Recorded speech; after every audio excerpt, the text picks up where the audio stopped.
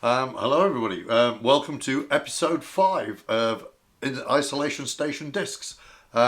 This time we have. Do you want to introduce Me? yourself? Yeah, me. Me? Stephen Sheridan. Okay, Stephen. Thank you. What is it that you do? What are your passions? Do you have any hobbies? Tell us a bit about yourself. I'm a hospital porter. Um, I really like music. I like gigs. I like hanging out with friends at festivals and hobbies. I play Warhammer, um, make songs, just stuff that keeps me entertained. Fantastic, fantastic. So, a hospital porter. You must be. So you're on the front line as we keep hearing at the moment. What's Uh, that bit like? yeah, it was strange because I was in basically before all the lockdown stuff. And then Christine wasn't well, so I was off for 2 weeks, and then I had to go back. I went back, um, so I do 4 12-hour shifts, and the first weekend back, I'd actually took the 2 days off in the middle, so I was back for a day, and then off to, and then back for one. So it felt like for ages it was like kept hearing about things, and I was like, oh, this is mental. But when I went back, it was pretty much. Business as usual. There's talk. I used to work in A&E. I was meant to be in A&E last week, but they changed it. And there's talk that I might have to go back in because there's a list of people that can't do their job normally because they have health issues. So there's a lot of juggling about to see who can slot in where. So you might not. You might be going back in for a shift thinking you're doing one thing, but you might not. So Right. that's the Okay. only big, big, big thing. There's obviously PPE stuff and Yeah. getting it. It's strange. It's not the same place. I think my hospital is the biggest hospital in Europe, and it's always busy, and there's always people, and there's always a lot of commotion, and without the visitors, it's a very strange environment. It's not quite right. I, I don't know how to explain it, but Yeah. it's what you're used to and the way everything works is completely overhauled, as it should be, as it needs. Cool. Okay. So what have you started doing since lockdown that you didn't Uh, used to do before? I'm watching a lot more Dougie and Number Blocks and Are children's. these TV shows or Yeah, it's basically YouTube videos or? kids' TV channels. Oh, right. Okay. Basically, yeah, I'm spending a lot more time in the house with the kids. So we've spent a lot more time in the garden. We bought a swing, bought a sand pit. You're just trying to keep kids entertained all day. You're buying etch a sketches, you name it. It's like I'm so used to take. I have a park across the road, and I'm so used to taking my little boy to the park, or to soft play, or to swimming, or we try to do. Or he's auntie takes him to the science centre, and we try to do like interactive stuff like the two is, and take him out in one-on-one time, but that's not really an option, so it's changed what you can do, All basically. right. Yeah. So finding ways to entertain the kids without leaving home. Yeah. Yep. Wow. Uh, Yeah. and Okay. poss- So, what piece of advice can you give to people that are now finding themselves locked into in their own homes? um, don't beat yourself up. If you have to homeschool, you didn't spend 4 years at primary school teaching to become a primary school teacher. You're not a primary school teacher. Do your best. Don't stress about it. I'm not a nursery nurse. I am not great at doing all the blocks and the teaching and stuff like that, but I do my best. I think it's dead easy for people to put pressure on themselves and see that, oh, so and so's learning to do this, and somebody else is taking up this hobby, and that's great, that's absolutely brilliant, and people should do that, but if you find you're not getting the time, because some people have got less time, I've definitely got less time, um, or you've not got you just can't see yourself doing it, or you're not doing it, don't feel pressured into learning new stuff. And people say take advantage of this, but sometimes it just isn't. It's okay to be freaked out. It's okay to have a bad day. It's okay just pick yourself up and try again the next day. But don't. Honestly, this isn't my first quarantine, and what I learned from the first one was let try and let things go. It's really, really hard, but it's okay to be freaked out. It's just try not to put untold amounts of pressure on yourself to react and to take things a certain way, to behave in a certain way, because it's new. It's new for lots and lots of people. Yeah, that's great advice. Yeah, thank you very much. Okay, so this is not about lockdown. This is about music, and I chose you because I love the music that you introduced me to. So, thank you for agreeing to do this. So, tell us about a song that was really important to you when you were 18 years old. Yeah, I picked the Manic Street Preachers. I think I picked Life Becoming a Landslide. That's right. Uh, I could have picked any number of Manic Street Preachers songs. Um, Strangely enough, when I was going through it, 18 was a strange age because when I was 18, I was still listening to the music that I picked up when I was like 16 and 17. And when you're 16 and 17, you become obsessed with bands in a way that I don't become obsessed afterwards, like not to the same degree. I think maybe when you're 21 is the last 22 where you become really, really obsessed with an album. Um, but 18, I was still clinging on to that. If you'd said 19, it would have been a whole load of different bands. I just went off on a completely new spring of stuff. But for 18, I was looking at the same bands. And interestingly enough, like maybe I would have picked a Prodigy, but Ian's picked Prodigy Stop. Do you know? It was like looking at the list of previous and thinking, well, you know, same kind of thing. So I went for Manics, and to be honest, I went to see the Manics so many times, and they they were just so important. I ended up going to uni because of them. I ended up my book life completely changed. I did a degree in politics basically because the Manic Street Preachers introduced me to so many books, so many ideas and different opinions and different people. They really it's hard to imagine how my life would have went without that band, and really would have been worse for it, I think. That's one of the reasons I chose the age 18 because it is a time when you're being influenced and your whole world's changing. You become an adult, as to say. But also, I chose that age because some of the people I'm going to be interviewing are only just 18. And if I'd chosen 19, they wouldn't be able to play. So Yeah. there we go. Fair enough. I had to pick a number, and 18 is an age where things are changing for you. You leave school if you've done A levels and things like that, and you go and live on your own and those kind of things. So yeah, okay. So next, tell me about a song that you've brought with you from childhood that you still listen to, and how did you get that song? Um, right, well, when I was thinking about this, is the big one is like the musical influence in my life growing up was my dad. You'd go in a car and you'd put on country and western, and you'd think it was terrible. And every car journey was like, every long journey was like Johnny Cash. You know, you just sitting there going, oh, what is this rubbish? I want to listen to Erasure. You know, because you're like, this is boring. But strangely enough, whenever I think about music growing up, it's always my dad because it turns out his taste in music was bloody brilliant. And years later, I got into like all the stuff that he used to play, and that was before he died. Like I raided his record collection, and Yeah. it was just phenomenal.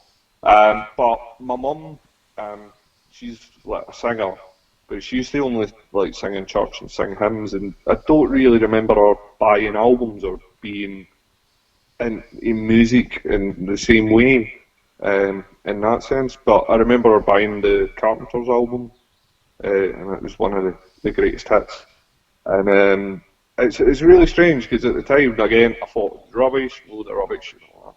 But as I've got older, the song kind of seem to turn up. Like they seem to turn up on the radio. They seem to turn up in cover versions, like really, really weirdly cover versions. And this song was actually playing in the shopping centre last week, and I was like, this is like horror movie stuff or zombie movie stuff. Like, it's a great song, and the delivery's brilliant. But I've heard like Sonic Youth cover it, and My Chemical Romance. Yeah. Gerard Way released a version they done. And apparently, this used to be their rehearsal song before they made the Black Parade. And you can actually, if you listen to Black Parade now, you can hear it, like how influential this song was. And it's a song that you would never, it's unassuming, you would never think it had the influence it had. But for some reason, if you just change the tone slightly, it becomes really powerful. Excellent. Yeah, I keep coming across them too. In 2012, Orbital sampled them on their tour, and it was sort of like, what's going on there? And it is sort of like the next night, everybody was singing along because we'd heard it the day before. But Yeah. cool. So, tell me about an act that you've discovered in the past 12 months. So somebody. It might not be a brand new act, it might be somebody that's been around for ages, but you've discovered in the past 12 months. Yeah, I was talking about this on Twitter a little bit earlier in the month. The Chats, who I heard on a Rough Trade podcast, and I was like, oh, that sounds really cool, I'm going to check that out. Surprising for me, because normally I go to a lot of festivals and I check out the acts at the bottom of the list and I listen to podcasts and stuff. So it's kind of weird if I put on a YouTube video and it's got 10 million views and I'm coming to it fresh going, who the hell are these guys and why have they got 10 million views is a bit like, not, like I do listen to lots and lots of stuff, but they just passed me by. And sometimes that happens, so it was really good to hear. I love the sound of them. They're just some young guys playing punk, proper old school classic sounding punk, really bassy, and an attitude, and they don't care. And it's fun, and it's short. So that's why I went for them. It's really interesting. I was listening to it this morning, and listening to your playlist this morning whilst I was getting ready, and it came on, and it was sort of like, wow, these guys are definitely Australian. I mean, you don't hear that very often in music. Musicians seem to think that I need to sound like the current set of American artists or a British artist, and they don't bring their own accents into the music. And this just hit me in the face. It was sort of like, wow, that's very Australian, and it's very punk, isn't it? Yeah, it's a kind of punk that I think you've been hearing for years. Like, this is a punk band, and it's like punk's progressed and progressed and progressed. And it was a bit like when I was a kid, I was right into Guns N' Roses, and they released a really terrible covers album. And as a 13-year-old Guns N' Roses fan, I was like, this is rubbish. There's hardly any swearing. There's not enough ripping guitar solos.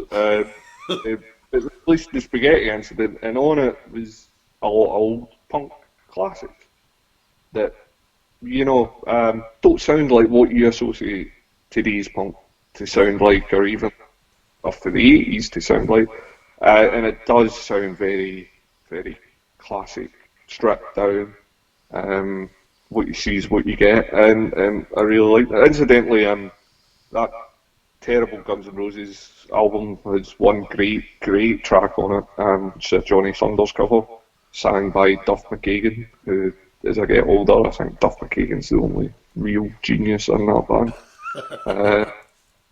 I could be just for his jokes on Jericho's podcast alone, but he's also one of the nicest guys I've ever met. But yeah, he's uh, I think he picked a brilliant song to sing, doing Johnny Thunders, and I think he was really, really close to him. So um, anyway. Anyway, yeah.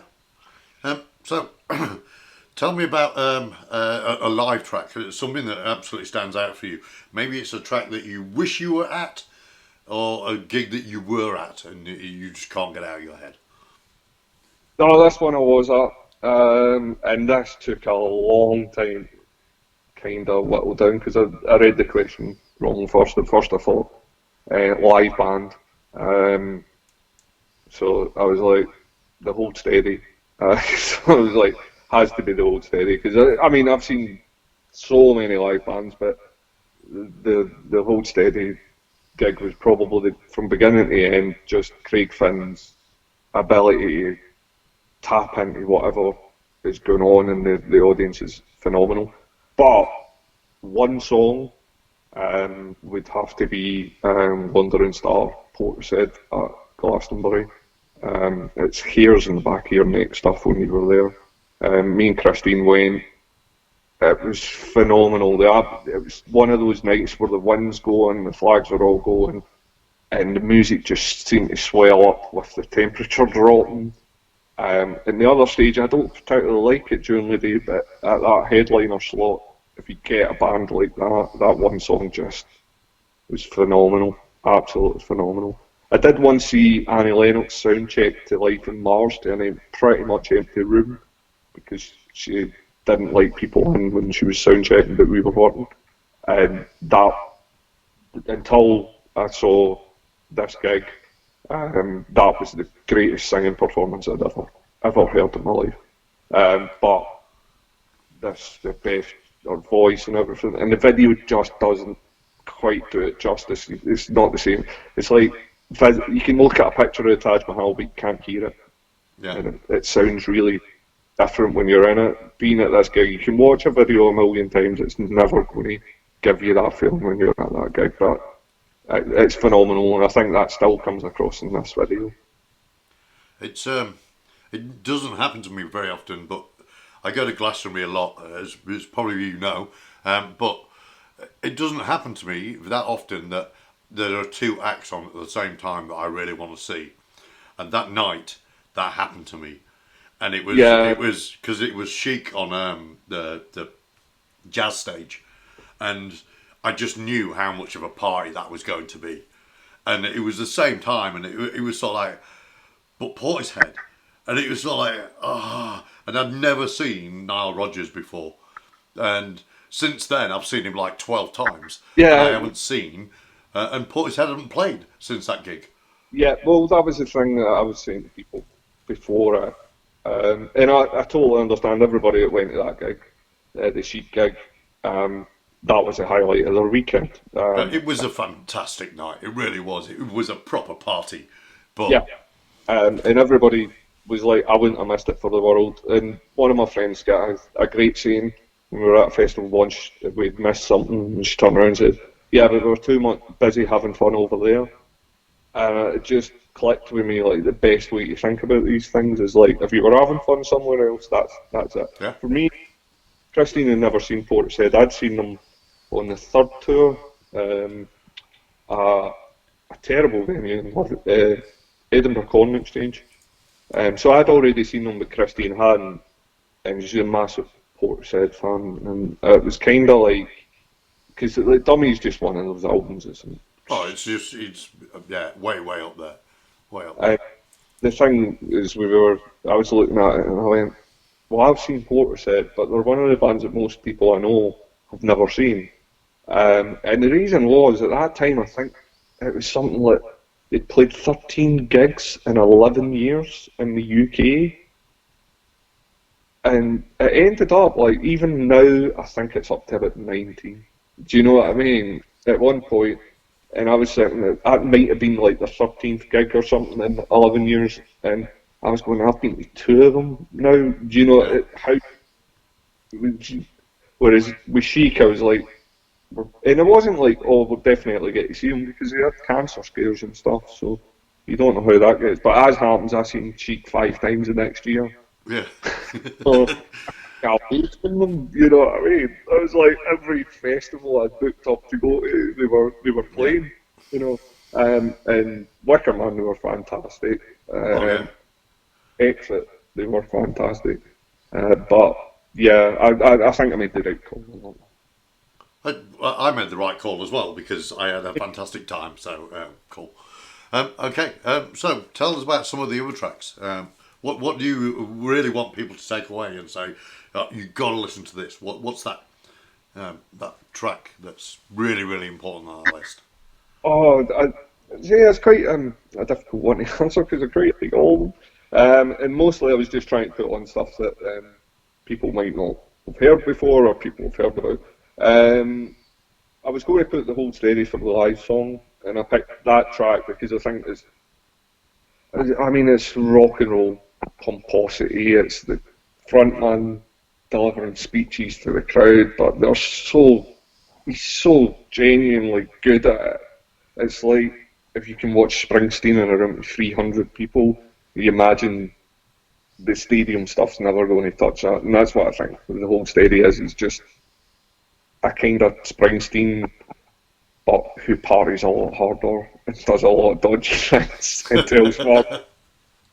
I put Killer Parties one, and I would say anybody just listen to the whole steady. They are fantastically positive.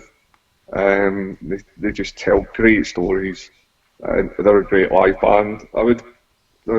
Again, there's so many songs I would have possibly picked other than this one. I just think this is a good introduction to them in some ways, um, possibly that And unfortunately, they don't tour very much. I had to go down to London to see them, and they turn up to a place and they'll do a residency, Yeah. um, like 3 nights, and we missed last year's because we had baby on the way and stuff.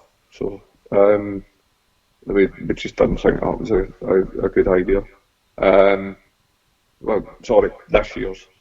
We missed this year's. We had tickets for last year's and we missed it. I think we went 2 years. It would have been 2 years ago. Um, but phenomenal, phenomenal band. And I'd seen them back in 2007 at Connect Festival, which is the greatest lineup of a festival that's ever put on a festival. Beastie Boys, Bjork, LCD Sound System, Jesus and Mary Chain, the Twilight Sad playing a tiny little bandstand, uh, Hot Chip, Idlewild, Twilight Sad and Bjork headlining at the same time. It's like unbelievable. You go through it and you just think, how Jarvis Cocker, Teenage Fan Club, it's just Yeah. CSS, it's just like For me, I would say it would unbelievable. be Phoenix Festival in '96.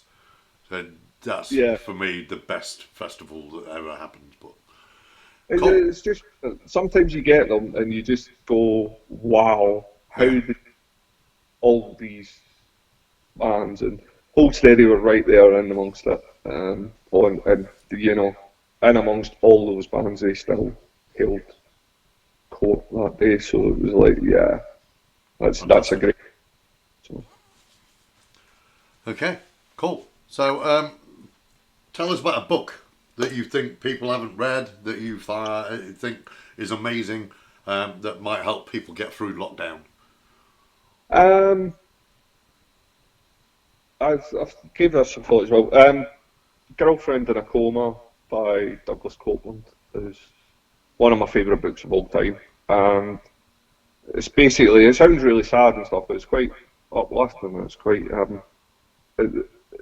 in terms of lockdown, it's about gradual changes that go unnoticed.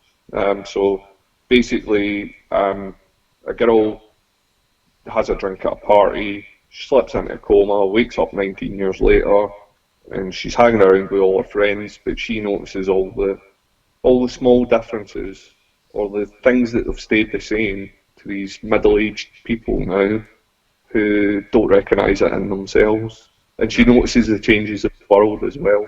The small changes and the gradual changes in the world that are really apparent to her. And some of them, you go, oh, yeah, actually, when did that become a thing? Yeah. So in that sense, I found it really, it made me think about how things gradually change and you kind of get swept up along with them without any critical thinking of how you ended up there. Fantastic. I think you've talked to me about that before. I remember sitting in a pub and discussing stuff. Yeah. Okay, so last question. What are you looking forward to the most once all of this is over? Oh, a pint, a A proper pint? pint. Really? They sell beer in supermarkets. You could just have a Yeah, beer. yeah, I know, but it's just the act of actually, sitting in a pub with a book, just an hour on my own, and on my own, in isolation. I'm still dreaming of an hour on my own. No, yeah, a pint and a pub lunch. You know what I mean? Nothing. You, the thing is, I've learnt with these things is you hatch all these plans and you go, when I get to do this, I will do it. And then you never do them. You just go back, you just kind of go, not never, sometimes you do, but most of the time you'll just kind of slot into what you're going to do anyway. Well, thank you very much. Um, Ah, no, it's been fun.